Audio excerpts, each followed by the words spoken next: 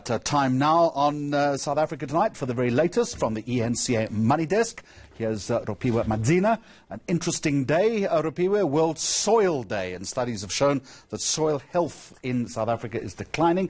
Obviously, this is going to have an impact, you will tell us, on the price of food. That's right, Jeremy. A little bit of a bleak outlook on World Soil Day. So the health of soil is critical for sustainable farming, but it is being threatened mostly by climate change, and that could obviously have a ripple effect on the cost of, as well as security of food. And joining me now to unpack this further, Venessa Moodley, a manager at Omnia Fertilizer. Many thanks for your time this evening. Very interesting World Soil Day. I must be honest, it's the first I hear of it. But it's very worrying. I read your piece around the state of health of South Africa's soil, and how farmers are beginning to struggle to grow essential crops. Just talk us through some of those salient features. Okay, so Rafiwa, firstly, it's an auspicious day that we acknowledge and reflect on soil health. And, you know, as much as we feel that it may be irrelevant, it's actually very close to our reality. If we just look at the floods and the gale force winds that's happening in KZN, a lot of our topsoil is actually being wasted. And the message from the FAO this year is essentially stop soil erosion and save our future.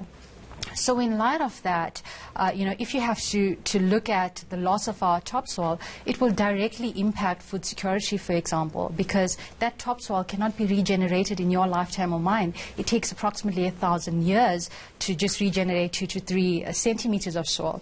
So having said that, if we lose that productive soil, it could result in having you know, scarcity of food. And with scarcity of food, we have a rise in demand, and that directly impacts the consumer at the end of the day with rising food prices. Yeah, obviously there's very little we can do about the rate at which climate change is happening. But also talk us through the effects of drought conditions. And I'd be very interested to know if there is climate change proof soil that can withstand harsh conditions like we're seeing now, the extreme weather conditions. So, Rafiwa, obviously it's very difficult to, you know, sort of control these sort of events. But what we can do is we can mitigate the risks associated with that. For example, you know, building up organic matter in soil it can create a really good sink for when we do get the rains, that rain is harvested and properly used. And in light of that, we can actually improve water use efficiency. Further to that, the use of biostimulant products, for example, can assist the plant in changing its metabolism to alleviate drought stress. So we've shown with the research that with biostimulant products, you can essentially you know, move the plant's yield potential closer to that of a normal situation. Given the current status, have we seen on trends an increase in the cost of food production by farmers? Are we seeing a little bit more pressure when it comes to the financials?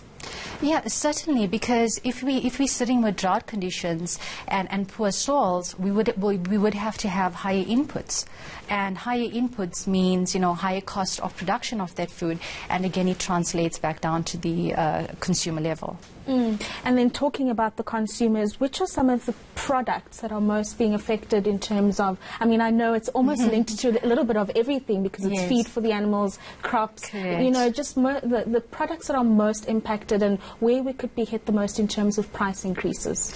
Well, it really does depend, but if you just look at the grain market, you know, which is the breadbasket of South Africa, if our drought continues, and especially in some parts of the Western Free State and the Eastern Free State, then we could essentially have an impact on grain, for example.